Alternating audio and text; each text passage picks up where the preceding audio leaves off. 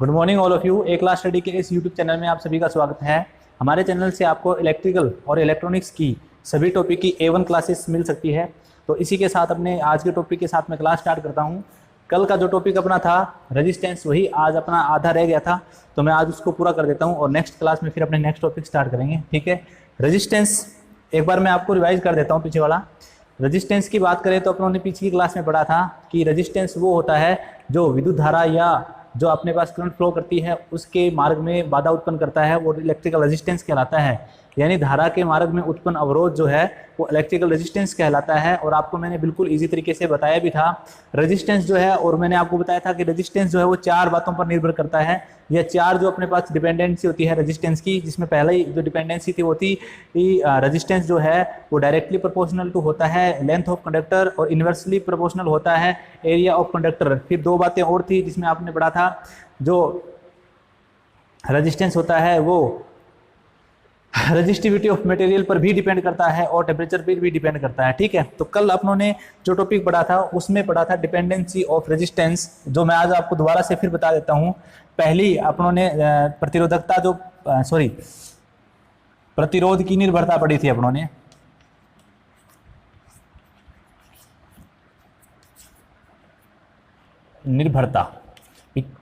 निर्भरता का अर्थ ये हो गया कि किन किन बातों पर जो इलेक्ट्रिकल रेजिस्टेंस है वायर का वो डिपेंड करता है, उसकी बात कर रहे हैं अपने। और इसमें पहला पॉइंट अपनों ने लिखा था लेंथ ऑफ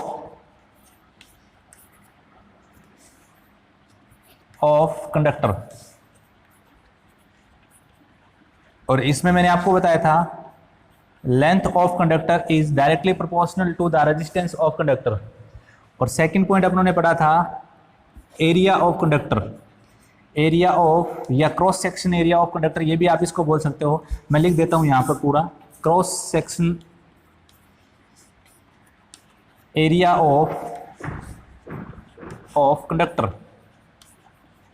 और इसके लिए अपनों ने पढ़ा था क्रॉस सेक्शनल एरिया जो होता है वो रेजिस्टेंस के इनवर्सली प्रोपोर्शनल होता है। तो अपने बोल सकते हैं cross sectional area is inversely proportional to the resistance of the conductor. ठीक है, ये दो पॉइंट जो थे इनको अपनों क्लियर भी कर दिया था। और इससे संबंधित जो ट्रिक थी रेजिस्टेंस को फाइंड आउट करने की वो भी मैंने आपको कल बता दी थी, जिसमें आपको मेन फॉर्मूला जो बनाया था अपनों ने, यहीं से एक फॉर्मूला निकल कर आता है R equal to rho L upon में ए। ये जो अपने पास रेजिस्टेंस का मेन फॉर्मूला था, जिसमें L जो है वो लेंथ है, ए जो है वो एरिया है, आर जो है वो रेजिस्टेंस है, और रो जो है वो रेजिस्टिविटी ऑफ मटेरियल है, या प्रतिरोधकता या विशिष्ट प्रतिरोध भी इसको कहा जाता है हिंदी में। ठीक है, इसी के अकॉर्डिंग अपनों ने कुछ ट्रिक्स कल पढ़े थे जो आपको याद होंगे। एक रेजिस्टेंस का था R new equal to n into R, फिर अपनों ने पढ़ा था एन स्क्वायर इंटू आर, फिर आपने पढ़ा था आर अपॉन में एन, और फिर आपने पढ़ा था आर अपॉन में एन की स्क्वायर। ठीक है, ये तब जब आपका रेजिस्टेंस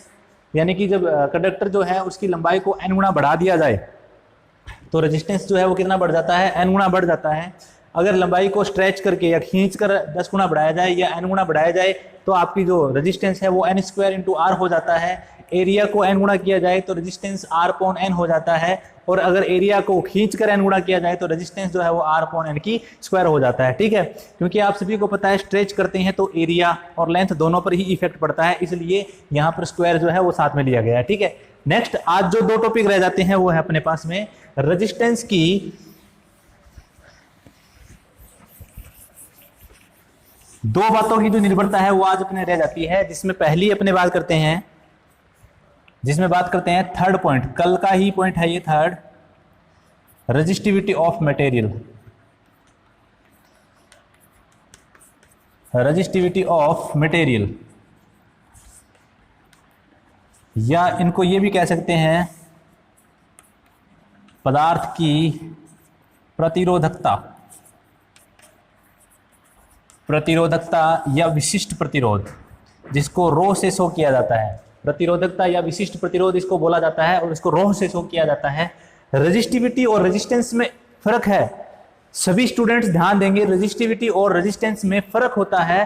फर्क ये होता है रेजिस्टिविटी जो है वो उस मटेरियल का गुण है जिसका रेजिस्टेंस बनाया गया है। ठीक है, और रेजिस्टेंस जो है वो उस मटेरियल के एरिया और लेंथ का जो गुण है वो होता है। जैसे मैंने आपको कल एग्जांपल भी बताया था, बिल्कुल सिंपल, अगर आप समझ सकते हो रेजिस्टेंस और रेजिस्टिविटी को तो इस तरीके से समझा जा सकता है। आपको बिल्कुल आसान समझना है। जैसे मान लो मैंने ये एक कंडक्टर बनाया इस प्रकार से, ये एक कंडक्टर है आपके पास में, और मैंने ये कहा कि ये जो कंडक्टर है ये कॉपर का है, ठीक है, ये कंडक्टर है आपका, ये कॉपर का है, और इसकी जो लेंथ है वो 1 मीटर है और एरिया भी जो है वो 1 मीटर है। या सपोज करो आप लोग कि मैं आपको जो बता रहा हूं वो एक एग्जाम्पल के थ्रू बता रहा हूं ताकि आपको समझ में आ जाए कि रेजिस्टिविटी क्या होती है और रेजिस्टेंस क्या होता है। एक आपके पास कंडक्टर है जो कॉपर का बना हुआ है और इसका रेजिस्टेंस जो है वो मैं कहता हूं R1 है। रेजिस्टेंस जो है वो मेरे पास में R1 है, और दूसरा कंडक्टर मैंने आपको बना दिया यहाँ पर, ये सेम कंडक्टर है जिसकी लंबाई भी सेम है।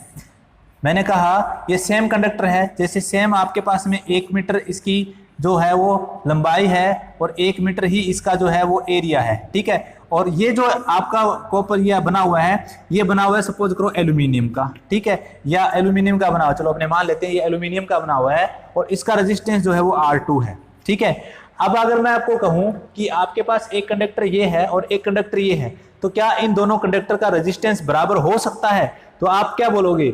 बिल्कुल बराबर हो सकता है, क्योंकि आप देख सकते हो कि लंबाई और क्रॉस सेक्शनल एरिया दोनों का ही क्या है, बराबर है। रेजिस्टेंस बराबर हो सकता था कब? जब इन दोनों की प्रतिरोधकताएं क्या हो जाएं, सेम हो जाएं। अर्थात मेरा मतलब ये हुआ कि ये भी कॉपर का है और ये भी कॉपर का है, तो दोनों को रेजिस्टेंस क्या हो जाएगा, इक्वल हो जाएगा, बराबर हो जाएगा। उसका रीजन है इनकी रेजिस्टिविटी, ठीक है। रेजिस्टिविटी ऑफ मटेरियल जो होता है वो उस पदार्थ का गुण होता है जो कंडक्टर बना हुआ है, यानी जिस पदार्थ का कंडक्टर बना हुआ है, ठीक है। अगर मैथमेटिकली लिखें अपने, कॉपर की जो रेजिस्टिविटी होती है वो होती है 1.72 इंटू 10 की पावर -8 ओम इंटू मीटर। ये रेजिस्टिविटी होती है कॉपर की, ठीक है। यानी कॉपर के 1 मीटर और 1 जो अपने पास में मीटर, यानी सीधी सी बात हो गई, ये रेजिस्टिविटी ऑफ कॉपर है, कॉपर की प्रतिरोधकता है, ठीक है। और अगर एल्यूमिनियम की प्रतिरोधकता आपने लिखी है तो 2.86 इंटू 10 की पावर -8 ओम इंटू मीटर। अब आप देख सकते हो कि दोनों जो आपके पास मटेरियल्स हैं उनकी रेजिस्टिविटी क्या है, अलग अलग है, ठीक है। लेकिन इनकी लंबाई को और एरिया को चेंज करके इनके रेजिस्टेंस को बराबर किया जा सकता है, बट इनकी रेजिस्टिविटी को बराबर नहीं किया जा सकता, ठीक है। तो इसकी परिभाषा या डेफिनेशन अपने बोले रेजिस्टिविटी की तो क्या हो जाती है, इकाई लंबाई या यूनिट लेंथ और यूनिट एरिया पर किसी भी मटेरियल का जो रेजिस्टेंस है वो उस मटेरियल की क्या कहलाती है, रेजिस्टिविटी कहलाती है। और हिंदी में बोले तो अपने ये कह सकते हैं इकाई लंबाई तथा इकाई अनुप्रस्थ काट क्षेत्रफल पर किसी पदार्थ का प्रतिरोध जो है वो उसकी क्या कहलाती है, प्रतिरोधकता कहलाती है, ठीक है। परिभाषा भी आप इसकी नोट कर सकते हो, बिल्कुल सिंपल है, कुछ भी हार्ड नहीं है इसके अंदर सीखने के लिए। आपको यहां से अच्छे से समझ में आ जाएगा कि रेजिस्टिविटी जो है वो उसकी पदार्थ की प्रकृति होती है और जो रेजिस्टेंस होता है वो उसके लंबाई और उसके अनुप्रस्थ काट का गुण होता है, ठीक है। इसीलिए अपने कहते हैं कि रेजिस्टिविटी जो है वो कभी भी पदार्थ की लंबाई और एरिया पर निर्भर नहीं करती है। रेजिस्टिविटी केवल पदार्थ की प्रकृति और टेम्परेचर पर ही डिपेंड करती है, ठीक है। अब देखो रेजिस्टिविटी की बात की अपनों ने, जिसको रो से शो किया जाता है, और इसकी अगर परिभाषा लिखे तो क्या था, इकाई लंबाई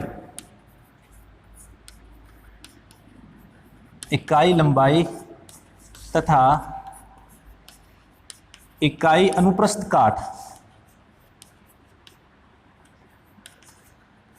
काट पर चालक का प्रतिरोध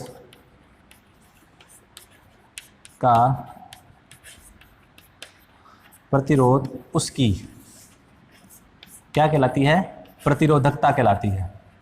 लिख सकते हो आप लोग या स्क्रीनशॉट भी ले सकते हो। इकाई लंबाई या अपने ये कह सकते हैं यूनिट लेंथ और यूनिट एरिया पर किसी कंडक्टर का जो रेजिस्टेंस है वही उसकी क्या कहलाती है, रेजिस्टिविटी कहलाती है। और फॉर्मूला अगर अपने इसके लिखे हैं तो यहाँ से आपने एक फॉर्मूला पढ़ा था कल, R बराबर रो एल अपॉन में ए। यहाँ से मैं आपको कहूँ कि रो की वैल्यू आप फाइंड आउट करो तो आपके पास रो की वैल्यू क्या आ जाती है, रो बराबर अगर यहाँ से वैल्यू फाइंड आउट करें तो RA अपॉन में L आ जाता है, ठीक है। अब देखो आप अगर इसको 1 माने और इसको 1 माने तो रेजिस्टेंस आपकी रेजिस्टिविटी के क्या हो जाता है, इक्वल हो जाता है, ठीक है। ये तो हो गया रेजिस्टेंस, जो रेजिस्टिविटी था उसका फॉर्मूला। तो यहां से अगर रेजिस्टिविटी का मैथमेटिकल एक्सप्रेशन निकाले तो क्या आ जाएगा, रो बराबर आर इंटू ए अपॉन में एल, जहां ए जो है वो कंडक्टर का एरिया है और एल जो है वो लेंथ है, ठीक है, और रो जो है वो क्या है, रजिस्टिविटी है, ठीक है। यहां से अगर आप बोले यूनिट क्या बनती है इसकी, बहुत ही इंपॉर्टेंट चीज है, बहुत बार जो रजिस्टिविटी है इसकी यूनिट जो है वो एग्जाम में पूछी जाती है। अगर आप गौर से देखते हैं तो इसकी वैल्यू क्या है, देखो इसका जो आपके पास रेजिस्टेंस है इसका मात्रक या यूनिट ओम होता है, एरिया का जो यूनिट है वो मीटर स्क्वायर होता है, और लेंथ का जो यूनिट है वो मीटर होता है। तो 1 मीटर से ये मीटर क्या हो जाएगा, कैंसल आउट, और आपके सामने जो यूनिट बनती है वो बन जाती है ओम इंटू में मीटर, ठीक है। और ओम इंटू मीटर है किस में ये, तो आप याद रखोगे ओम इंटू मीटर है MKS पद्धति में, यानी कि MKS पद्धति को मीट्रिक पद्धति भी कहा जाता है। जैसे आपकी यूनिट की 2 पद्धतियां या 3 पद्धतियां होती है, एक MKS, एक CGS और एक FPS, ठीक है। और CGS पद्धति में अगर इसकी यूनिट होगी तो वो क्या होगी अपने पास में ओम इंटू में सेंटीमीटर। तो ये किस पद्धति में हो जाती है, CGS पद्धति जो है उसके अंदर जो रजिस्टिविटी है उसकी क्या हो जाती है, यूनिट हो जाती है, ठीक है। तो स्टूडेंट्स आपको समझ आ गया होगा कि रेजिस्टेंस और रजिस्टिविटी जो है वो एक ही बात नहीं होती है, रेजिस्टेंस अलग है और रजिस्टिविटी क्या है, अलग है, ठीक है। जैसे कि रेजिस्टेंस किस किस पर निर्भर करता है, रेजिस्टेंस निर्भर करता है लंबाई पर, एरिया पर, टेम्परेचर पर, रजिस्टिविटी पर, जबकि रजिस्टिविटी जो है वो निर्भर किस पे करती है, ओनली टेम्परेचर और जो आपका मटेरियल है उसके नेचर पर। यानी कि अपने ये कह सकते हैं कि मटेरियल के नेचर पर डिपेंड करने वाला जो भौतिक गुण है प्रतिरोध का वो क्या होता है, प्रतिरोधकता होती है, ओनली पदार्थ की प्रकृति पर डिपेंड करता है, ठीक है। और या फिर टेम्परेचर पर। अगर आपको बोला जाए कि एक कंडक्टर जो है उसको टेम्परेचर चेंज किया जाता है तो उसमें चेंज आता है, किस में चेंज आता है, उसकी रजिस्टिविटी में चेंज आता है, जिसके कारण उसका रजिस्टेंस भी क्या हो जाता है, चेंज हो जाता है, ठीक है। ये आपको समझ आ गया होगा डेफिनेशन और इसका मैथमेटिकल एक्सप्रेशन मैंने लिख दिया है, ठीक है। अब अपने बात करते हैं जो रजिस्टिविटी है, टॉपिक जो चल रहा है वो रजिस्टिविटी चल रहा है। एक क्वेश्चन एग्जाम में बहुत ही इंपॉर्टेंट है जो वो बार बार पूछा जाता है, मैं यहां पर लिख देता हूं, टॉपिक जो चल रहा है वो रजिस्टिविटी, रजिस्टिविटी जिसको बोलते हैं प्रतिरोधकता, प्रतिरोधकता, ठीक है। बहुत ही सिंपल आपके पास में ये टॉपिक है और प्रतिरोधकता को शो से किया जाता है, आपको मैंने अभी अभी बताया था, इसको शो किया जाएगा रोह से, रोह से प्रतिरोधकता को क्या किया जाता है, शो किया जाता है, ठीक है। अब आपसे पूछे कि जो रजिस्टिविटी है वो किस पर डिपेंड करती है, ठीक है, तो आपको जो नोट लिखना है वो ये है कि प्रतिरोधकता या रजिस्टिविटी, प्रतिरोधकता लंबाई तथा एरिया अनुप्रस्थ क्षेत्रफल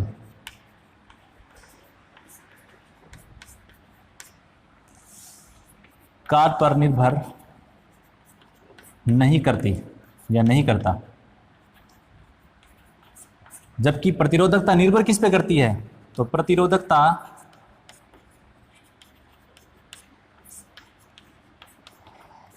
पदार्थ की प्रकृति तथा तापमान पर निर्भर करती है। ये 2 पॉइंट जो है ये बहुत इंपॉर्टेंट है आपके लिए, दोनों इसलिए इंपॉर्टेंट हैं क्योंकि कई बार आपको क्वेश्चन के अंदर रजिस्टिविटी का पूछ लेता है और आपका जो ध्यान चला जाता है वो किस पे चला जाता है, रेजिस्टेंस पे चला जाता है। और आपको ध्यान रखना है रजिस्टिविटी और रेजिस्टेंस में अंतर आपको पता होना चाहिए, बहुत ही बड़ा अंतर है रजिस्टिविटी और रेजिस्टेंस के अंदर, ठीक है। अब देखो ये अपने पास हो गया, ठीक है। एक क्वेश्चन मैं लिखता हूं जो कि एग्जाम में पूछा गया था, मैं बता देता हूं आपको किस एग्जाम में पूछा गया था ये क्वेश्चन पूछा गया था राजस्थान या RVVNL जो है राजस्थान की एक कंपनी है जो बिजली बोर्ड की है, उसके अंदर जेई के एग्जाम में ये क्वेश्चन पूछा गया था। और वो क्वेश्चन जो है वो मैं आपको बता देता हूँ क्वेश्चन क्या है, देखो यहाँ लिख देता हूँ क्वेश्चन में, और उस क्वेश्चन के थ्रू ही आपको ये पता चल जाएगा कि जो आंसर है वो क्या आने वाला है, ठीक है। उसने ये कहा था क्वेश्चन में, ठीक है, जेई में आया हुआ क्वेश्चन है, यहाँ लिख देता हूं मैं, ठीक है। जूनियर इंजीनियर होता है, JEN का मतलब होता है जूनियर इंजीनियर, ठीक है। क्वेश्चन था एक चालक तार जिसकी लंबाई L2 बराबर 2L1 है, जिसकी लंबाई जो है पहले की अपेक्षा दूनिया कर दी तथा एरिया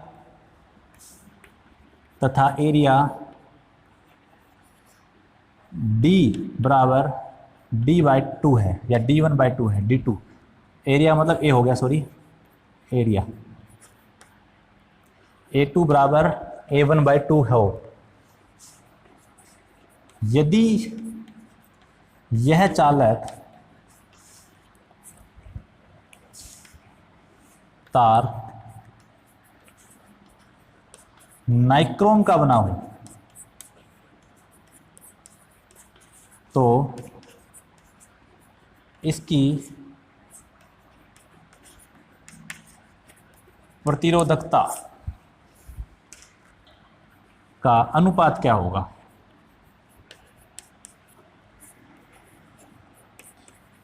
ये आपके पास क्वेश्चन है। ऑप्शन में आपको दे देता हूं 1:2,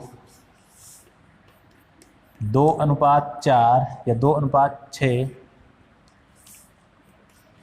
1:1 और डी देता हूं इनमें से कोई नहीं।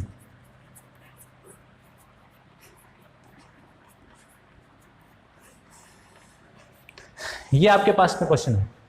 ये जो क्वेश्चन है इसको बहुत सी लैंग्वेज में पूछा जा सकता है। जैसे आपको ये भी कह सकता है कि दो कॉपर की तारें हैं जिनका एरिया ये है, लेंथ ये है, तो दोनों की प्रतिरोधकताएं बताइए। ठीक है, ये आपको बोल देगा दो आपके पास में अलग अलग धातुओं की तारें हैं, उनका रजिस्टिविटी ये है या रेजिस्टेंस ये है, तो उनके रजिस्टिविटी का अनुपात निकालिए। या फिर आपको ये दे देगा पहले कोई एक कॉपर का तार था, उसकी लंबाई को खींचकर इतना कर दिया जाए, आधा कर दिया जाए, दुगुना कर दिया जाए, तो उसके बाद में उसकी रजिस्टिविटी का अनुपात क्या आएगा। ठीक है, तो क्वेश्चन आपको अलग अलग लैंग्वेज में पूछा जा सकता है, पर आपको सिर्फ एक ही चीज माइंड में रखनी है। एक चीज क्या माइंड में रखनी है कि अगर तो आपकी रजिस्टिविटी चेंज होगी तो एक ही कारण हो सकता है कि मटेरियल क्या हो जाएगा, चेंज।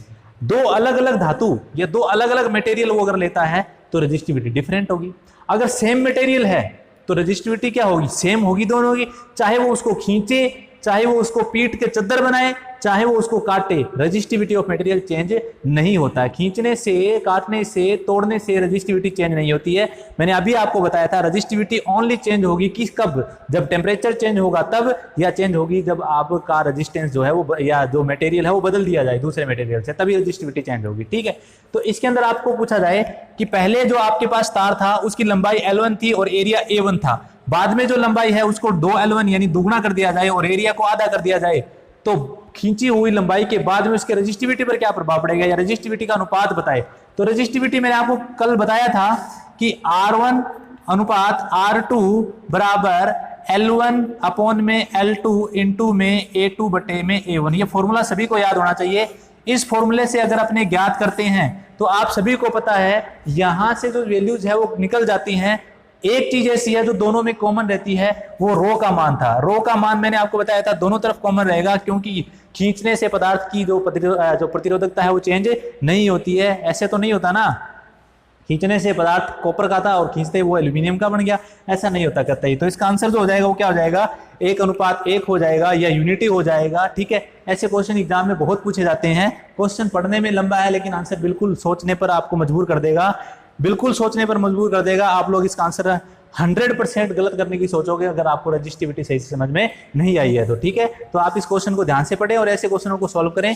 बिल्कुल आपको जो क्वेश्चन कराए जाएंगे, यहाँ पर जो प्रैक्टिस शीट आपको कराई जाएगी उसमें आपको ये क्वेश्चन जो है ये बिल्कुल कराए जाएंगे, तो आप लोगों की प्रैक्टिस अच्छी हो जाएगी।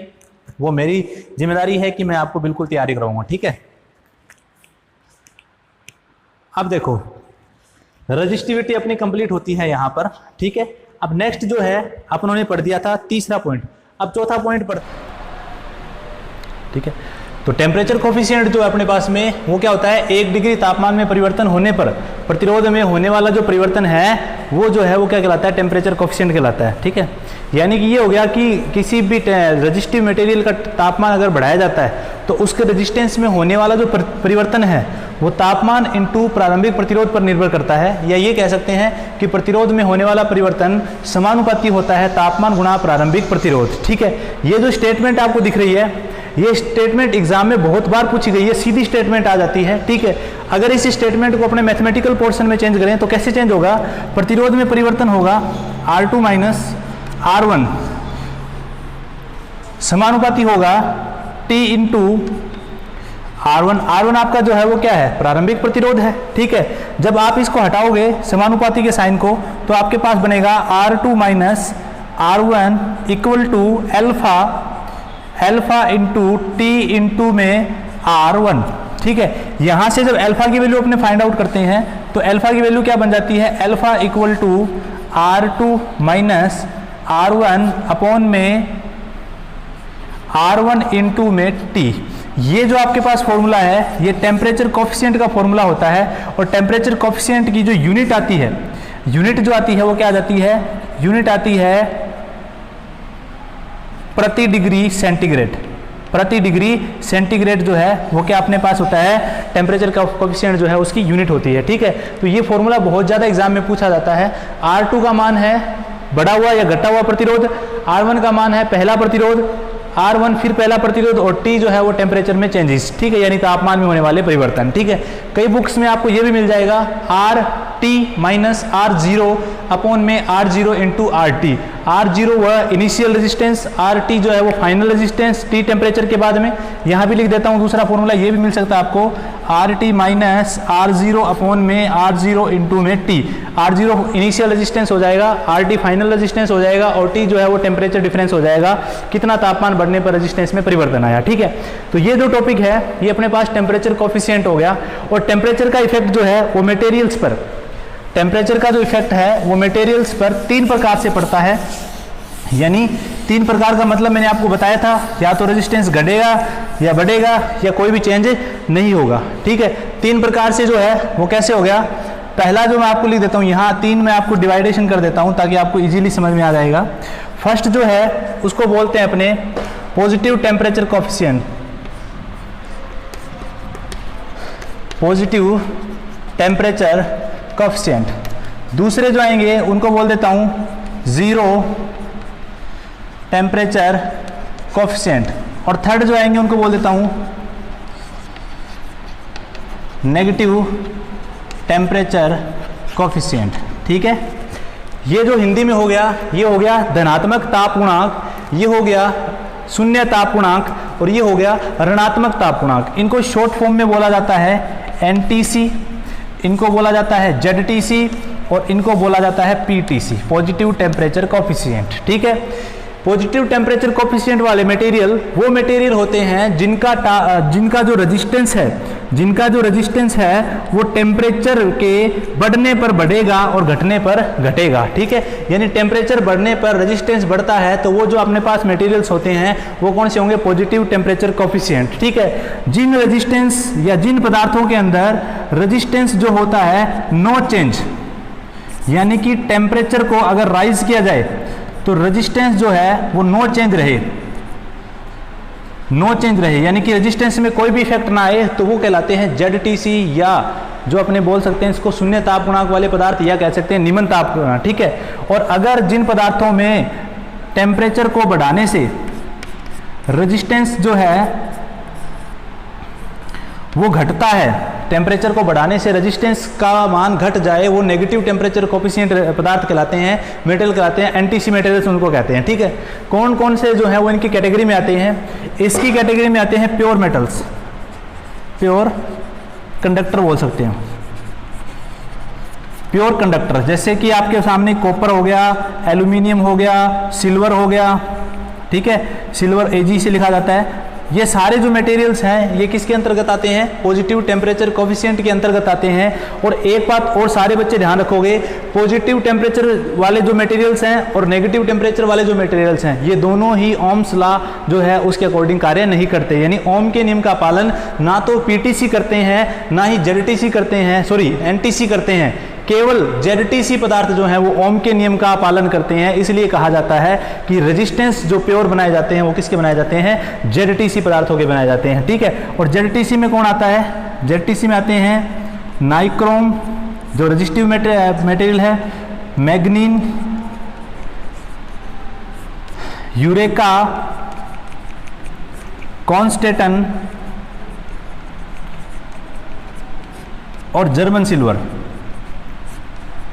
जर्मन सिल्वर, ये जो मटेरियल है सारे, ये अपने पास में ऐसे पदार्थ हैं जिनके प्योर रेजिस्टेंस बनाए जाते हैं और जिनका प्रतिरोध ताप गुणांक क्या होता है, शून्य होता है, जेटीसी होता है। इनके टेम्परेचर घटने बढ़ने से रेजिस्टेंस पर कोई भी इफेक्ट नहीं पड़ेगा। जैसे नाइक्रोम हीटिंग एलिमेंट बनाए जाते हैं, मैग्नीन के शंट रेजिस्टेंस बनाए जाते हैं, यूरेका के रेजिस्टेंस बनाए जाते हैं, कॉन्स्टेंटन जो होते हैं इनके भी रेजिस्टेंस बनाए जाते हैं, और जो आपके जर्मन सिल्वर है इनके भी रेजिस्टेंस बनाए जाते हैं, जो आपके इंस्ट्रूमेंट होते हैं, मापक उपयंत्र होते हैं, उनमें यूज करते हैं। ठीक है, नेगेटिव कोफिशिएंट वाले जो मटेरियल्स होते हैं उनमें आते हैं सेमीकंडक्टर, कंडक्टर, और आते हैं इंसुलेटर, सेमीकंडक्टर, इंसुलेटर, और जो आपके बोलते हैं इलेक्ट्रोलाइट यानी कि अपघट्य। सेमीकंडक्टर जो होते हैं उनके टेम्परेचर बढ़ने पर भी उनका रेजिस्टेंस घटता है, इसलिए वो एनटीसी है। कार्बन की बात करें तो कार्बन भी क्या है, एनटीसी है। कार्बन भी क्या है, एनटीसी है। अगर मैं बात करूं बेकेलाइट तो एनटीसी है। अगर मैं पीवीसी की बात करूं तो भी एनटीसी है, क्योंकि कुचालक जो हैं वो भी सारे किस में आते हैं, एनटीसी में। अर्धचालक भी एनटीसी में। चालक किस में आते हैं आपके सामने, पीटीसी के अंदर, पॉजिटिव टेम्परेचर कोफिशिएंट में। और आपको अगर बात करें कि मिश्र धातुएं किस में आती हैं तो वो किस में आती है, जेटीसी में। ठीक है, तो ये आज जो अपना टॉपिक था, जो 2 टॉपिक थे वो कंप्लीट हो गए, और इस टॉपिक के साथ ही प्रतिरोध पर अलग अलग पदार्थों की जो प्रतिरोधकता है या जो डिपेंडेंसी है, निर्भरता है, वो समाप्त होती है। ठीक है, ये आई होप कि आपको ये चीज़ें अच्छी तरह से समझ में आ गई होगी। ठीक है, और कोई डाउट नहीं होगा। अगर फिर भी आपको कोई डाउट है तो आप हमें कमेंट्स में बता सकते हैं, तो आपको उससे डाउट को जो है वो एक उचित उपाय के साथ में दे दिया जाएगा। ठीक है, आज की क्लास अपनी यहीं तक रहेगी। Thank you.